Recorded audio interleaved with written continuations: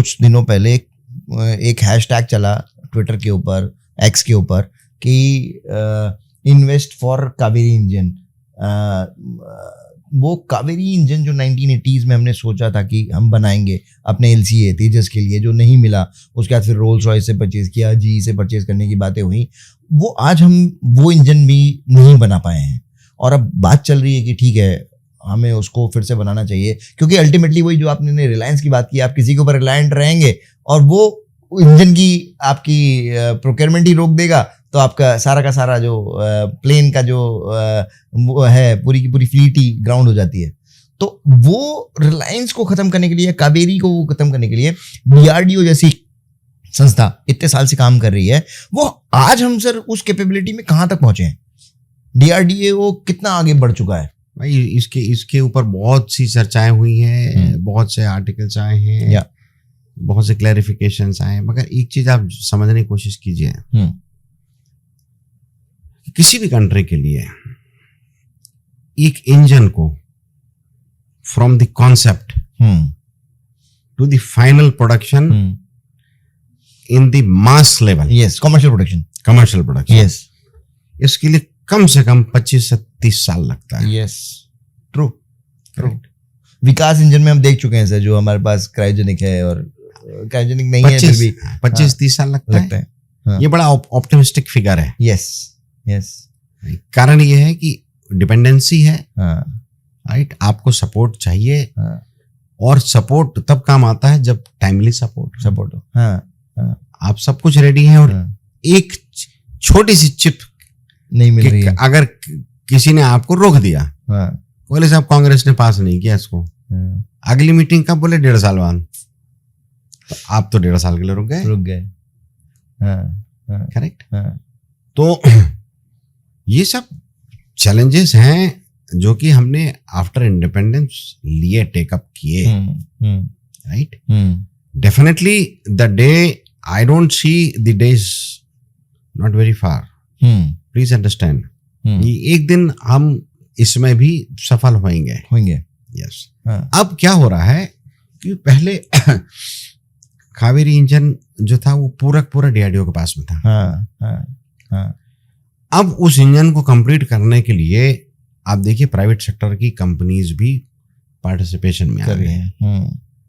Government ने जो DRDO के साथ प्राइवेट इंडस्ट्रीज की और एकेडमिया की जो पार्टनरशिप बढ़ाई है, उसके रिजल्ट आपको बहुत जल्दी देखने मिलेंगे।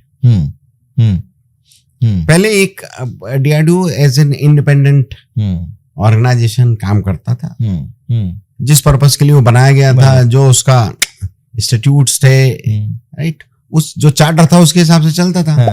अब आपने चार्टर चेंज किया, अब आपने बोला नहीं, आप जाओ इंडस्ट्रीज के साथ इंटरेक्ट करो, एकेडमिया के साथ इंटरेक्ट करो, थोड़ी बहुत फंडिंग जो तुम सरकार से लेते हो वो एकेडमिया में डालिए, प्राइवेट में डालिए।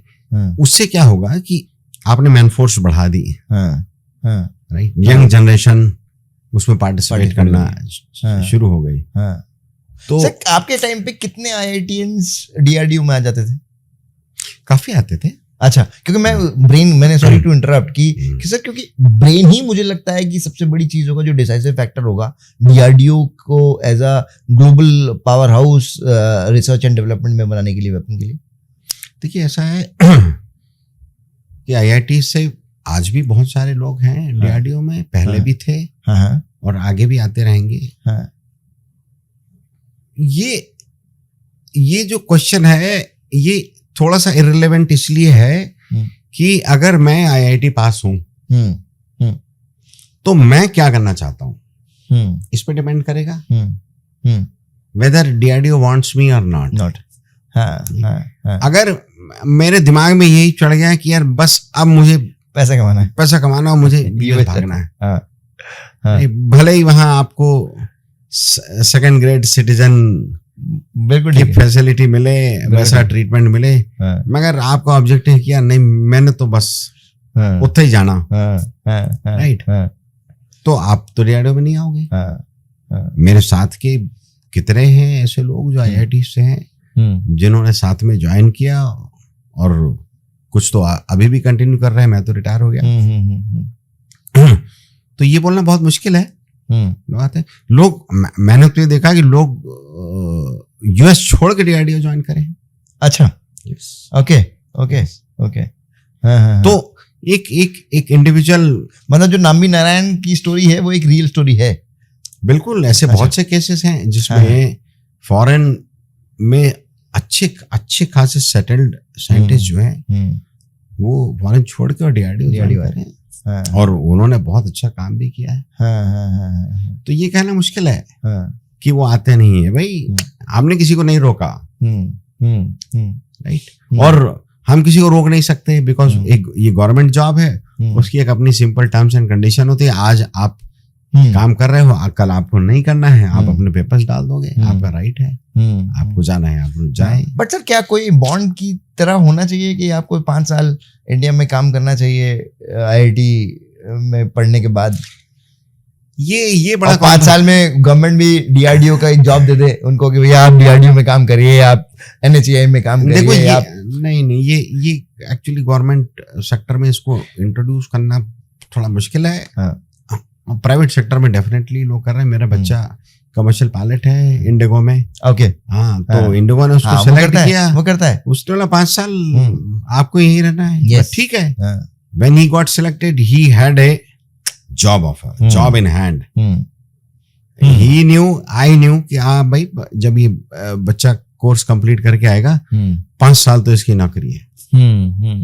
उस सरकार में बीच शुरू में था, मगर वो एक्चुअली इतना काम करता नहीं है। बट आप ये बोल रहे हैं कि जो डीआरडीओ में जो इनिशिएटिव लिए हैं, जो उसको जिसे कहते हैं एक स्मार्ट फोर्स बनाने की कोशिश की है, बहुत सारे डिपार्टमेंट्स कट करके लाने की कोशिश की है, that is for a betterment. वो थोड़ा सा उन्होंने ये बोला कि थोड़ा फोकस हो जाओ। हाँ, बहुत सारी चीजों में काम करने की जगह है आप कुछ जो क्रिटिकल एरियाज है ना, आप उनके ऊपर काम करो, उसके ऊपर फोकस डालो, और इसका पॉजिटिव इम्पैक्ट आपको आता दिख रहा है? डेफिनेटली आता हुआ दिख रहा है। देखिए पिछले 10-12 सालों में जो डिफरेंस है वो विजिबल है। ओके। तो एलसीए तेजस सर एक सक्सेस स्टोरी बोली जाती है। अब जी पता नहीं वो इंजन देगा या नहीं देगा आपको, क्योंकि फ्यूचर मार्केट बहुत बड़ी है। अफ्रीकन बहुत सारी कंट्रीज हैं जो इसको ले सकते हैं, एशिया की बहुत सारी कंट्रीज हैं जो इसको आइडियल मानते हैं। हम भी लाइट कॉम्बैट के बाद मीडियम कॉम्बैट की बातें करते हैं। तो ये जो चीज़ है एलसीए को आप कहाँ पे देखते हैं सर? और क्या बाहर के इंजन से काम चल सकता है, चल जाएगा, या फिर अपना इंजन चाहिए? देखिए, अगर आपके पास में अपना इंजन आ गया जिस दिन, हाँ जी, राइट, उस दिन आप उस एलिट क्लास में आ जाओगे जिसकी आपने थोड़ी देर पहले बात की, चर्चा की। आप कहाँ रुके हुए हैं? कृपा कहाँ रुकी है? इंजन पे रुकी हुई है। तो इंजन पे फोकस डेफिनेटली अब सरकार के अलावा प्राइवेट इंडस्ट्रीज का भी बहुत है।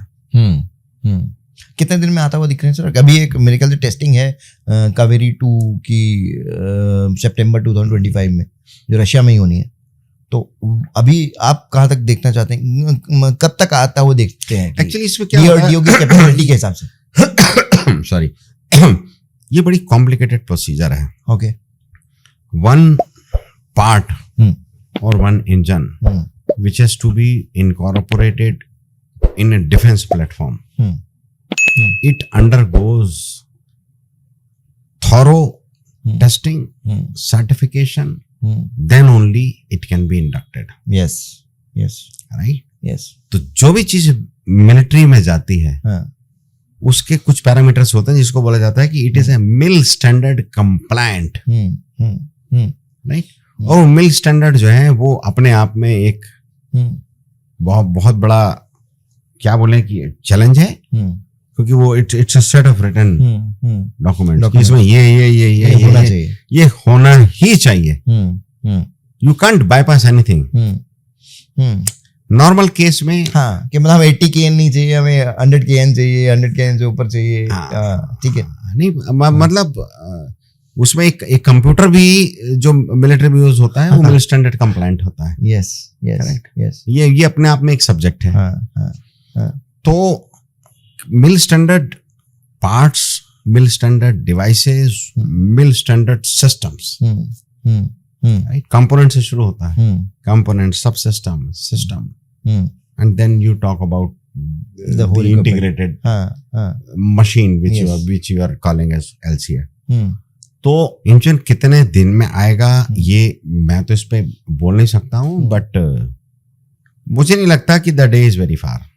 अच्छा सर, जो अभी आपने कोलैबोरेशन की बात की, आपने बोला कि एक एलआई चाहिए, तो इस इंजन के लिए हमें वो टेक्नोलॉजिकल पार्टनर वो ढूंढना चाहिए या हमें अभी भी इंडिविजुअली सारी चीज़ें करनी चाहिए? कोई ऐसा पार्टनर पूरे वर्ल्ड में तो होगा जो हमारे साथ काम करना चाहे, हमें बाद में टेक्नोलॉजी भी ट्रांसफर करे, सिर्फ इंजन के लिए?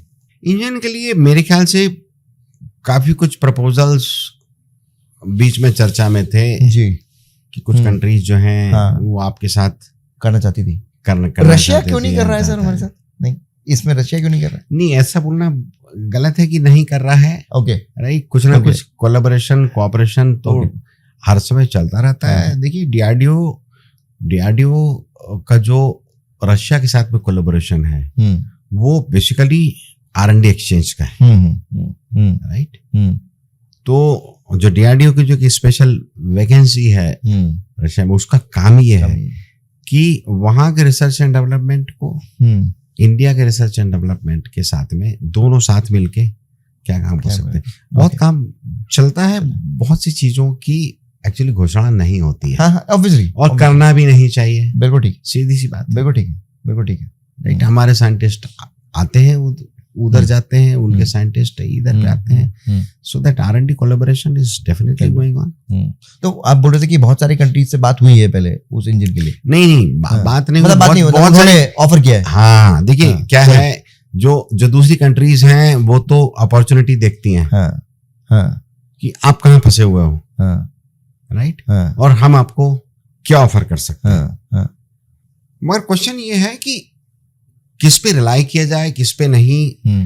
ये पॉलिटिकल लीडरशिप है जिसको डिसाइड करना है कि भाई किसके साथ इंजन जैसे सेंसिटिव टेक्नोलॉजी पे हम लॉन्ग टर्म जा सकते हैं. ये 1 साल 2 साल का कोलैबोरेशन नहीं है, ये आने वाले 40-50 में भी 100 साल तक का कोलैबोरेशन. Quite good. और टर्म्स एंड कंडीशंस क्या होंगी उसकी, राइट, बिकॉज आप आज काम शुरू करते हो सकता है कल को कुछ समस्या हो जाए, बीच में रुक जाए, तो उसके ऊपर जो इन्वेस्टमेंट होता है उसका नुकसान होता है. बहुत सारी चीजें हैं इसमें. It's not as simple.